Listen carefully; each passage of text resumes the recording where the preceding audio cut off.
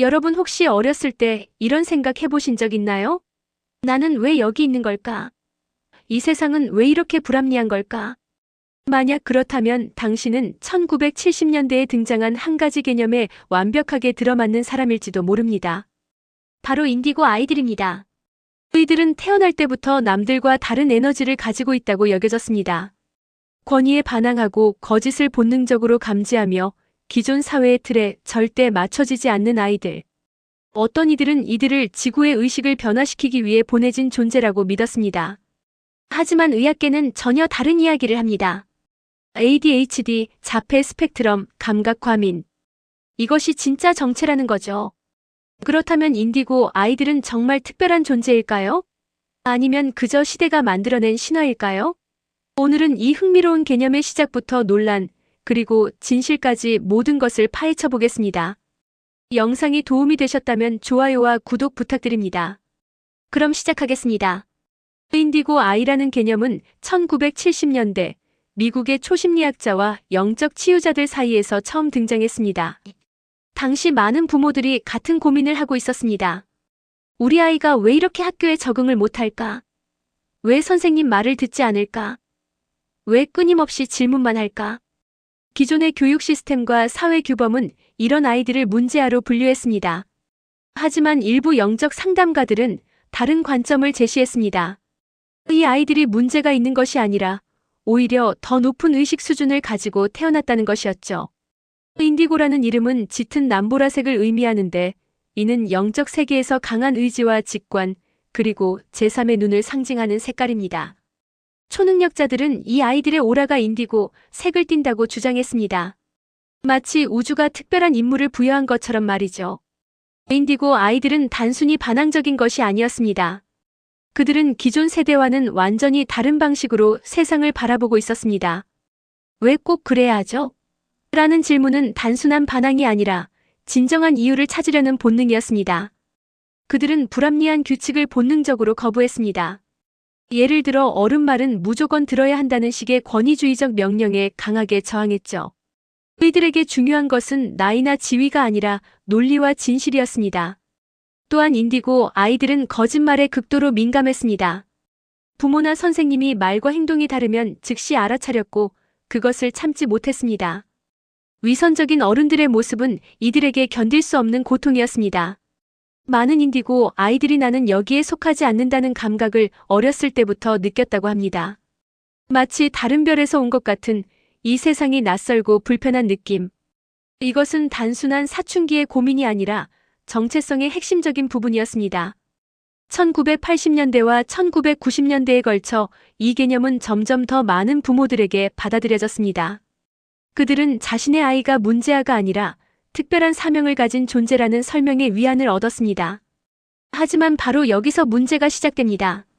인디고 아이 개념이 확산되면서 의학계와 심리학계는 강한 우려를 표명하기 시작했습니다.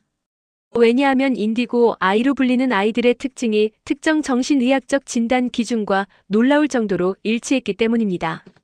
가장 먼저 지적된 것은 ADHD, 즉 주의력 결핍 과잉행동장애였습니다.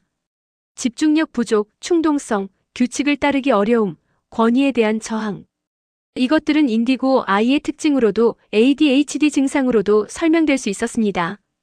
또한 많은 인디고 아이들이 보이는 감각과민, 사회적 상호작용의 어려움, 특정 주제에 대한 집착은 자폐 스펙트럼 장애의 특성과 겹쳤습니다. 혼자 있는 시간을 필요로 하고 사람들 사이에서 에너지가 소진되는 느낌 역시 마찬가지였죠. 의사들은 명확했습니다. 이것은 과학적 근거가 전혀 없는 개념입니다. 아이들에게 필요한 것은 영적 해석이 아니라 적절한 의학적 평가와 치료입니다. 하지만 인디고 아이 개념을 지지하는 부모들과 영적 치유자들은 반박했습니다. 의학계는 모든 것을 병으로 만들려고 합니다. 우리 아이들은 아픈 것이 아니라 진화한 것입니다. 이들은 낡은 시스템에 맞춰지지 않는 것뿐입니다. 문제는 여기서 심각해집니다. 일부 부모들이 아이의 어려움을 특별한 사명이나 높은 의식으로 해석하면서 실제로 필요한 의학적 도움을 거부하는 경우가 생긴 것입니다. ADHD 아동에게 필요한 것은 적절한 교육적 지원과 경우에 따라 약물 치료일 수 있습니다. 자폐 스펙트럼 아동에게는 사회적 기술 훈련과 감각 통합 치료가 도움이 될 수 있습니다. 하지만 이런 것들이 아이의 특별함을 억압하는 것으로 여겨지면서 거부되었습니다. 한 심리학자는 이렇게 말했습니다. 인디고 아이라는 개념이 일부 부모들에게는 위안이 될 수 있습니다. 하지만 그것이 아이가 실제로 겪고 있는 어려움을 외면하는 핑계가 되어서는 안 됩니다. 반대로 지지자들은 이렇게 반박했습니다. 의학계는 다름을 모두 장애로 분류합니다. 왜 조용히 앉아서 듣기만 하는 것이 정상이고 질문하고 움직이는 것은 비정상인가요? 문제는 아이가 아니라 시스템입니다. 이 논쟁은 더 큰 질문을 던집니다. 우리는 정상을 어떻게 정의하는가? 사회에 맞춰지지 않는 것은 정말 문제인가? 아니면 사회가 변해야 하는가? 실제로 일부 교육학자들은 기존 학교 시스템이 산업혁명 시대에 맞춰 설계되었으며 창의성과 개성을 억압한다고 비판해왔습니다. 이런 관점에서 보면 인디고 아이들은 단순히 시대에 뒤떨어진 시스템과 충돌하고 있는 것일 수도 있습니다. 하지만 아무리 시스템의 문제를 지적하더라도 현실적으로 고통받고 있는 아이를 방치할 수는 없습니다. 균형 잡힌 접근이 필요했습니다. 아이의 개성과 특별함을 인정하면서도 실제로 필요한 지원은 제공하는 것. 이것이 바로 많은 전문가들이 제안하는 중도적 입장이었습니다. 인디고 아이 개념은 여기서 멈추지 않았습니다. 2000년대 들어 새로운 세대의 특별한 아이들이 등장합니다. 바로 크리스탈 아이들과 레인보우 아이들입니다. 크리스탈 아이들은 인디고 세대 이후에 태어난 것으로 여겨졌습니다. 이들의 특징은 인디고 아이들과는 사뭇 달랐습니다. 반항적이고 전투적인 인디고와 달리 크리스탈 아이들은 온화하고 평화로우며 사랑이 넘친다고 묘사되었습니다. 크리스탈 아이들은 말을 늦게 시작하는 경우가 많았는데 지지자들은 이것을 텔레파시 능력 때문이라고 설명했습니다. 이들은 말이 필요 없습니다. 에너지로 소통하니까요. 하지만 의학계는 이것을 언어 발달 지연으로 진단했습니다. 이들은 극도로 민감하고 공감 능력이 뛰어나며 동물과 자연의 깊은 연결감을 느낀다고 했습니다. 또한 물을 좋아하고 크리스털과 보석에 끌린다는 특징도 있었죠. 그래서 크리스탈이라는 이름이 붙었습니다. 그리고 더 최근에는 레인보우 아이들이 등장합니다. 이들은 가장 진화된 영혼으로 완전한 사랑과 조화의 화신이라고 여겨졌습니다. 과거의 카르마가 전혀 없는 순수한 기쁨과 에너지를 가진 존재들이라는 것이죠. 레인보우 아이들은 두려움을 모른다고 합니다. 완벽한 자신감과 긍정성을 가지고 있으며 치유 능력이 있다고 주장되었습니다. 이들은 무지개처럼 모든 색의 에너지를 가지고 있다고 해서 레인보우라는 이름을 얻었습니다. 이렇게 개념이 확장되면서 하나의 체계가 만들어졌습니다.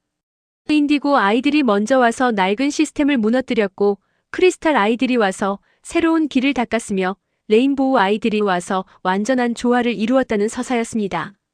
하지만 비판자들은 이것을 점점 더 환상적이고 검증 불가능한 이야기로 흘러간다고 지적했습니다. 과학적 증거는 전혀 없고 단지 주관적 해석만 쌓여가고 있다는 것이었죠. 흥미로운 점은 이런 개념들이 특정 문화권에서 더 받아들여졌다는 것입니다. 서구의 뉴에이지 운동, 영성에 관심이 많은 커뮤니티, 대안교육을 추구하는 부모들 사이에서 특히 인기가 있었습니다. 한편 동양에서는 조금 다른 해석이 나타났습니다. 특히 한국과 일본의 일부 영성 커뮤니티에서는 인디고, 크리스탈 레인보우를 특별한 종족이 아니라 시대적 기질로 보는 경향이 있었습니다. 동양 철학적 관점에서 보면 이들은 급변하는 시대에 태어나 기존 틀과 충돌할 수밖에 없었던 인간 유형입니다. 외계에서 온 것도 선택받은 것도 아니라 단지 변화의 시대를 다르게 경험하고 반응한 사람들이라는 해석이었죠. 이런 관점은 더 현실적이고 균형 잡혀 보였습니다. 아이들을 신비화하지 않으면서도 그들의 다름을 존중하는 방식이었으니까요. 그렇다면 결국 인디고 아이들은 무엇일까요? 진짜로 특별한 존재일까요? 아니면 그저 신화일까요? 과학적으로 볼 때 인디고 아이라는 개념 자체는 검증 가능한 것이 아닙니다. 오라를 볼 수 있다는 주장도 높은 의식 수준을 가지고 태어났다는 주장도 객관적으로 측정하거나 증명할 방법이 없습니다. 대부분의 심리학자와 정신과 의사들은 인디고 아이로 불리는 특징들이 실제로는 ADHD, 자폐 스펙트럼, 불안장애, 영재성 또는 단순히 강한 개성의 조합으로 설명될 수 있다고 봅니다. 하지만 완전히 무시할 수만은 없는 측면도 있습니다. 왜 1970년대 이후 이런 특성을 가진 아이들이 눈에 띄게 늘어났을까요? 이것은 단순히 진단 기준이 세밀해져서일까요? 아니면 실제로 무언가가 변했을까요? 일부 사회학자들은 흥미로운 분석을 내놓습니다. 20세기 후반부터 사회가 급격하게 변화했고 정보의 양이 폭발적으로 늘어났으며 권위주의적 구조가 무너지기 시작했다는 것입니다. 이런 환경에서 자란 아이들은 이전 세대와 다를 수밖에 없었습니다. 그들은 더 많은 정보에 노출되었고 더 많은 선택지를 가졌으며 권위를 무조건 따를 필요성을 느끼지 못했습니다. 또한 환경오염, 식품 첨가물, 전자기기의 영향 등도 아이들의 뇌 발달에 영향을 미쳤을 가능성이 있습니다. 이것이 ADHD와 자폐 스펙트럼 진단의 증가를 부분적으로 설명할 수 있다는 연구들이 있습니다. 그렇다면 인디고 아이 개념은 이런 복합적인 현상을 이해하려는 하나의 시도였을까요? 과학적 도구가 부족했던 시기에 사람들이 관찰한 변화를 설명하려 했던 방식이었을까요?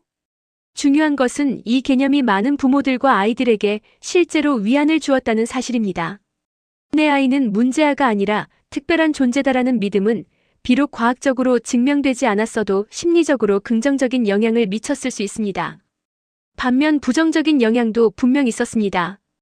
필요한 치료를 받지 못한 아이들, 학교와 끊임없이 갈등한 가족들, 현실적인 문제 해결보다 영적 해석에만 의존했던 경우들 말입니다. 결국 가장 현명한 접근은 균형일 것입니다. 아이가 보이는 특별함과 개성을 인정하면서도 실제로 어려움이 있다면 전문가의 도움을 받는 것, 영적 의미를 찾는 것과 현실적 지원을 제공하는 것이 반드시 상충하는 것은 아닙니다. 어떤 심리학자는 이렇게 말했습니다. 인디고 아이든 아니든 모든 아이는 특별합니다. 하지만 특별하다는 것이 어려움이 없다는 뜻은 아닙니다. 오히려 특별하기 때문에 특별한 지원이 필요할 수 있습니다. 인디고 아이 이야기가 지금까지 살아남은 이유는 무엇일까요? 그것은 우리가 여전히 다름을 이해하는 방법을 배우고 있기 때문입니다. 인디고 아이들은 외계에서 온 존재도 아니고 선택받은 종족도 아닙니다. 그들은 단지 변화가 너무 빨랐던 시대에 다르게 반응한 사람들이었습니다. 그리고 그 다름을 설명하기 위해 사람들이 만들어낸 이야기였습니다. 하지만 이 이야기는 중요한 질문들을 던집니다. 우리 사회는 다양성을 얼마나 받아들일 준비가 되어 있을까요? 정상과 비정상의 경계는 누가 정하는 걸까요? 시스템에 맞춰지지 않는 것은 정말 문제일까요? 현대 교육학과 심리학은 점점 더 개인차를 인정하는 방향으로 나아가고 있습니다. 신경 다양성이라는 개념은 ADHD나 자폐 스펙트럼을 단순히 장애가 아니라 인간 뇌의 자연스러운 변이로 보자는 것입니다. 이것은 인디고 아이 개념이 추구했던 것과 어떤 면에서는 닮아 있습니다. 다른 것을 틀린 것으로 보지 않고 각자의 강점과 약점을 가진 다양한 존재로 인정하자는 것이죠. 많은 인디고 아이로 불렸던 사람들이 이제는 어른이 되었습니다. 그들 중 일부는 예술가가 되었고 일부는 사회운동가가 되었으며 일부는 평범한 직장인이 되었습니다. 특별한 사명을 완수한 것은 아니지만 각자의 방식으로 세상을 살아가고 있습니다. 흥미로운 것은 이들 중 많은 사람이 여전히 어린 시절의 그 느낌을 기억한다는 것입니다. 나는 여기에 맞지 않는다는 느낌, 세상의 불합리함에 대한 분노, 더 나은 무언가가 있을 거라는 믿음. 어쩌면 이것이 인디고 아이 개념의 진짜 유산일지도 모릅니다. 특별한 능력이나 외계 기원이 아니라 현실에 안주하지 않고 계속 질문하는 태도. 불공정한 것을 참지 못하는 감수성. 변화를 두려워하지 않는 용기. 우리 모두는 어느 정도 인디고적인 순간들을 경험합니다. 규칙이 불합리하다고 느낄 때, 위선적인 상황에 분노할 때, 더 나은 세상을 꿈꿀 때. 그것은 특별한 오라의 색깔이 아니라 인간의 본성일 수 있습니다. 결국 인디고 아이 이야기는 우리에게 이렇게 말하고 있는 것 같습니다. 다르다는 것을 두려워하지 마세요. 질문하는 것을 멈추지 마세요. 더 나은 세상을 꿈꾸는 것을 포기하지 마세요. 과학이냐 영성이냐의 이분법을 넘어서 우리는 각자의 고유함을 인정하면서도 서로를 지원하는 사회를 만들어가야 합니다. 특별하다는 이름으로 방치되지도 정상이라는 이름으로 억압되지도 않는 세상. 인디고 아이들의 이야기는 끝났을지 모르지만 그들이 던진 질문은 여전히 유효합니다. 우리는 다름을 어떻게 대할 것인가? 변화를 어떻게 받아들일 것인가? 모든 아이가, 모든 사람이 자신만의 색깔로 빛날 수 있는 세상을 어떻게 만들 것인가? 당신이 인디고였든 아니든 크리스탈이었든 레인보우였든 또는 그 어떤 이름도 붙지 않았든 중요한 것은 하나입니다. 우리 모두는 이 시대를 함께 살아가는 특별한 존재들이라는 것. 그리고 우리 모두에게는 세상을 더 나은 곳으로 만들 책임과 가능성이 있다는 것입니다. 여러분은 어떻게 생각하시나요? 댓글로 의견을 나눠주세요. 그리고 이 영상이 도움이 되셨다면 좋아요와 구독 부탁드립니다. 감사합니다.